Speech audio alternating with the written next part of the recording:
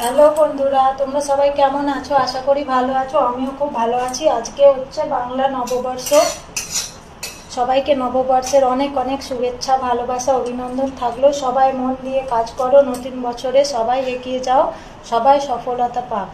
ও একটা কথা কি জানো, এই যে নববর্ষ বলো আর 1 জানুয়ারি, এই মজাগুলো হচ্ছে বিয়ের আগে তখন মা রান্না করতো, তো আমরা ঘুরতাম, মজা করতাম, বন্ধুদের সাথে ঘুরতে যেতাম। ওখানে আমি যখন কলকাতায় থাকতাম, ওখানে মেলা হতো, অনেক কিছু হতো। আর এখন আমি থাকি দিল্লিতে, এখানে কিচ্ছু হয় না। না দুর্গা পুজোয় মজা আছে আর না নববর্ষ। এখানে অন্য কিছু হয় যেগুলো বাঙালিদের ঠিক মজা আসে না। তো আজকে এই যে সকাল থেকে এই কোনো অনুষ্ঠান হলে সব থেকে বেশি বিজি কারা থাকে জানো? বাড়ির বউরা। কারণ কি, তারা রান্নাঘরে সকাল থেকে রান্না বান্না হচ্ছে, অনেক কিছুই রান্না হচ্ছে। আমি তোমাদেরকে বলছি না, দেখাচ্ছি না, কারণ আমি তোমাদের খাওয়াতে পারবো না। শুধু শুধু দেখাতে আমার ভালো লাগে না। ইচ্ছা হয় খুব একদিন সবাইকে ইনভাইট করে খাওয়াই, কিন্তু সেটা তো এখন পসিবল না। যদি কখনো সম্ভব হয় অবশ্যই আমি ইনভাইট করব। তো সবার নববর্ষের দিন কেমন কাটছে একটু জানিও। আমার প্রায় রান্নাবান্না হয়ে এসেছে, এখন বাজে 1:45। এরপর আমি স্নান করবো, নামিয়ে দিয়ে। তো সবার নববর্ষের দিন কেমন কাটছে, সবাই মজা করছো বলো।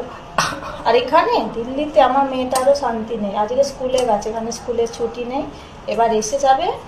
তো সবাই মিলে একসাথে খাওয়া দাওয়া করবো, এটাই আমাদের সেলিব্রেশান। যারা অন্য জায়গায় আছে, পয়লা বৈশাখে অনেক জায়গায় মেলা বসে, অনেক মজা হয়, এখানে কিছু হয় না। সেই জন্য একটু একটু দুঃখ হচ্ছে আমার। তো খাওয়া দাওয়া হবে, এটাই বাড়িতে। আমরা বাঙালি, নিজেদের উৎসব ছাড়তে তো পারি না, তাই বাড়িতেই রান্না বান্না করো, খাওয়া দাওয়া হলো, এইটুকুই আমাদের সেলিব্রেশন। তো এইটুকুই আমরা করি। সবার জন্য শুভেচ্ছা আর ভালোবাসা থাকলো। আমার রান্না বান্না প্রায় হয়ে এসেছে। আমি এবার কয়েকটা বাসন ধোবো।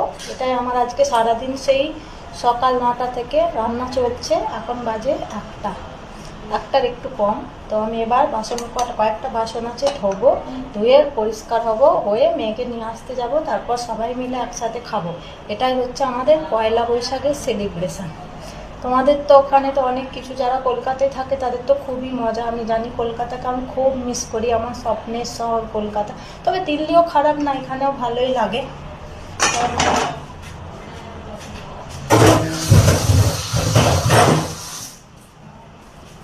সবার জন্য অনেক অনেক শুভেচ্ছা আর ভালোবাসা থাকলো। টাটা।